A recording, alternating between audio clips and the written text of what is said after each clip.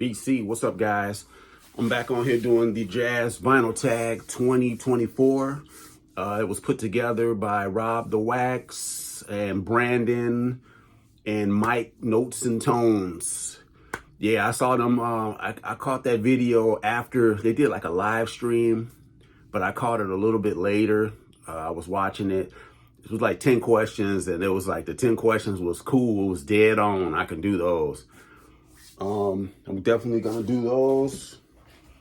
Okay, I'm gonna start off with the first question. Show a jazz record that you received as VCLT. Seeking a Thread, Dom. I had bought a Sonny Rollins from him, and he slid that in there, man. And what was so cool, it was a white label promo. He said, yeah, I know you like those white label promos. I had to slip that in there for you. Yeah, Pre-Flight, Ahmad Jamal, white label, was my VCLT I got from Dom, Seeking a Thread. Show a jazz album that you have both mono and stereo. I'm going to show you a couple of different ones. The first one, Art Blakey and the Jazz Messengers, Big Beat. This is my mono copy. This is my stereo copy, which was so cool about them. I found this the same week, which was so crazy some years back. Look at the blue font on the stereo. I love the blue font. It's a like brighter blue. And then this one's like a dull blue. But yeah, my OG mono stereo. Another Blue Note one. Sam Rivers bought this one. This was one of my first Blue Notes I ever bought. Contours.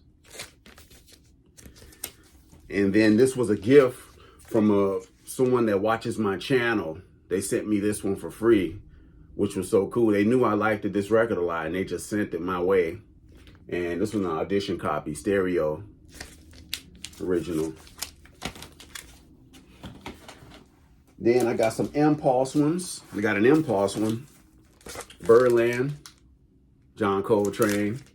Yeah, still one of my favorite. This is actually my favorite Coltrane live. Afro Blue is amazing. Then that's my mono copy.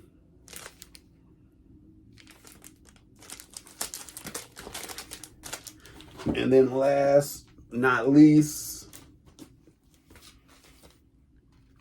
Moonbeams. This is an original mono copy.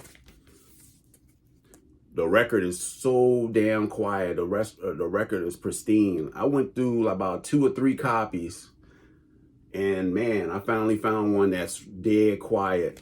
But yeah, Moonbeams. It actually has my favorite piece by Bill Evans. The Person I Knew is hands down my favorite Bill Evans composition, man. And then that's the OJC.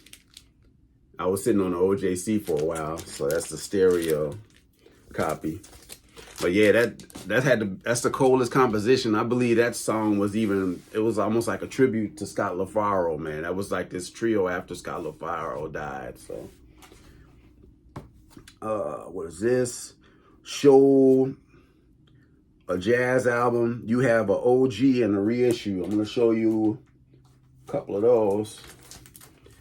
This is my Monk's Music. It's a reissue. Yeah, this one features Gigi Grice, Coleman Hawkins, Coltrane, and Wilberware. And this is my OG original. On the white label. Yeah. This is man, I love playing this record.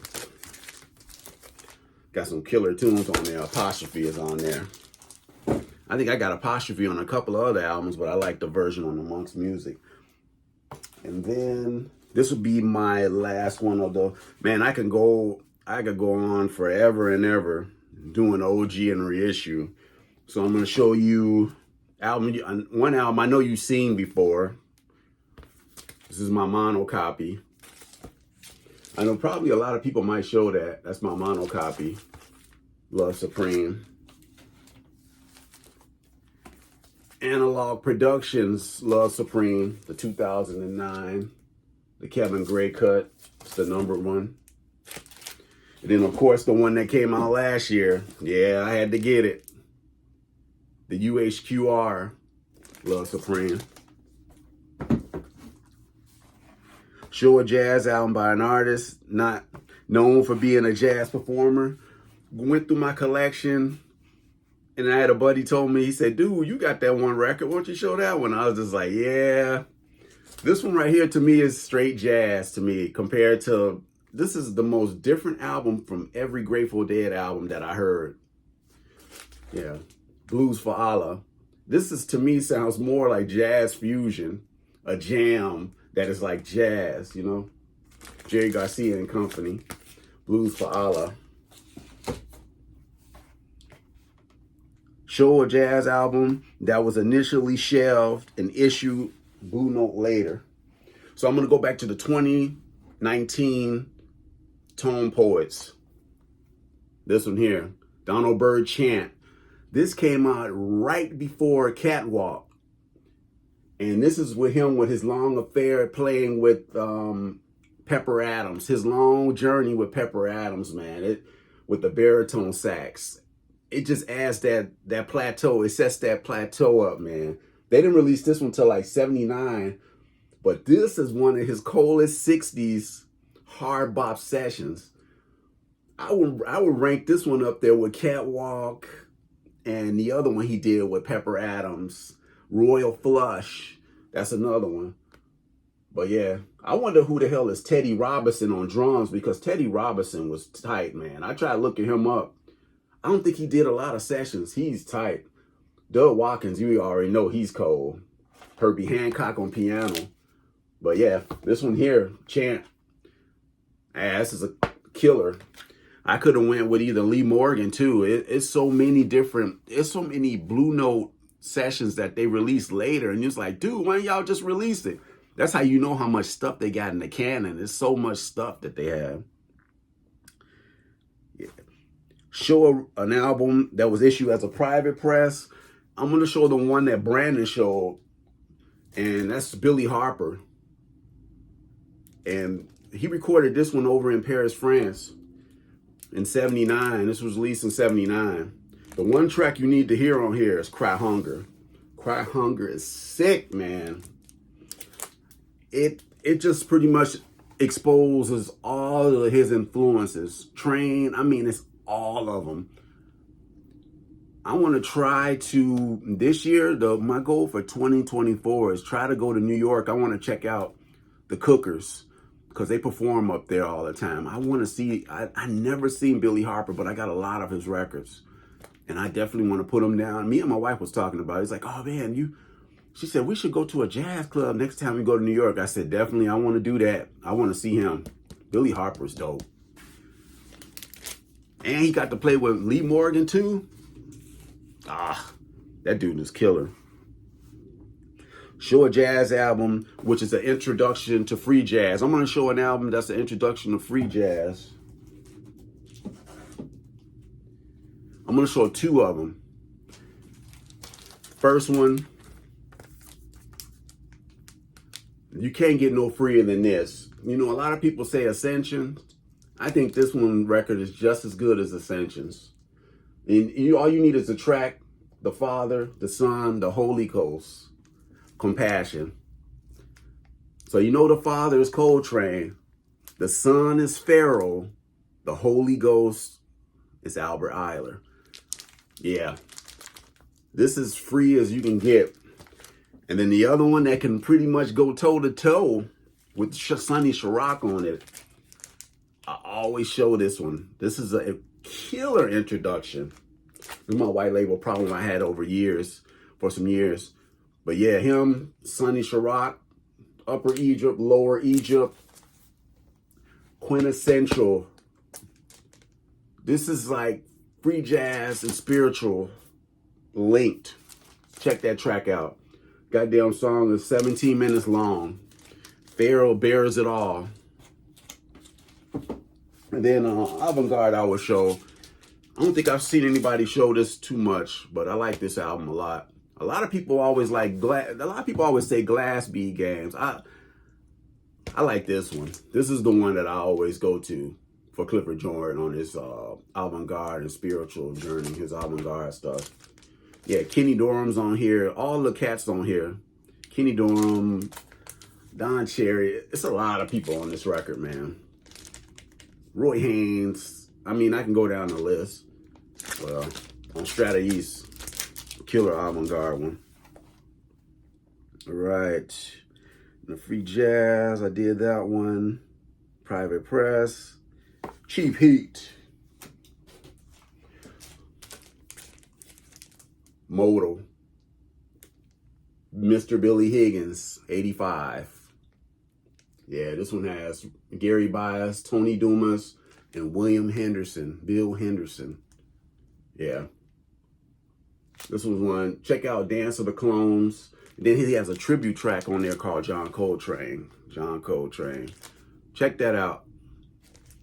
Yeah, Mr. Billy Higgins, Cheap Heat. You still can get this for like 12 bucks. You'll be surprised you threw this on. This record doesn't sound like 1985 at all. It doesn't sound like it at all. It's just, it takes you, it's like a journey. This guy played on a lot of sessions, man. Billy Higgins is dope, especially on Go, plays on Go. This was Dexter Gordon's one of his favorite drummers, hands down. But yeah. And then show an album that you're looking forward to for 2024. There's a lot of stuff coming out this year. I can't wait for Donald Byrd Coffee, Let Freedom Ring Tone Poet, which I have an original original mono. That's a great record. Let Freedom Ring, that was his tribute to the Martin Luther King. And then this one too. I'm waiting for this one. This is a stereo mono I bought from Dusty Grooves some years back. But yeah, Kata, I love Kata. But yeah, can't wait to see the Tone Poet on this one. Bobby Hutcherson, man, was a force, man. He goes on everybody's records and he almost turns it into his albums. And then Consider the Grill that I picked up. Go back to the Donald Byrd, Pepper Adams. This was my first score. I walked in the shop. This was on the wall.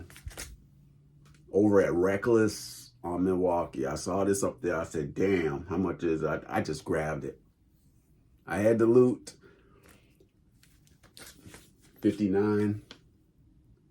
Bird in hand. Oh. Here I Am, Witchcraft, and Devil's Whip. One of the coolest Donald Byrd albums. I rank this one real high. The more I throw this on, the more I can't get it off the table. I was playing the hell out of this last year. It just swings, man. Yeah, that Here I Am is just one of his coolest compositions. But yeah, that's the Jazz Vinyl Tag. Rob, thanks for putting that together. Shout out to the Jazz Bombs. But yeah, that was a great one. And I've been watching a couple of them, man, and there's been some really cool ones. Needle Groove. And then the Vinyl Ambassador. Then there's another guy named David overseas. I've been watching some great ones. But yeah, that was my Jazz Vinyl Tag for 2024. Peace.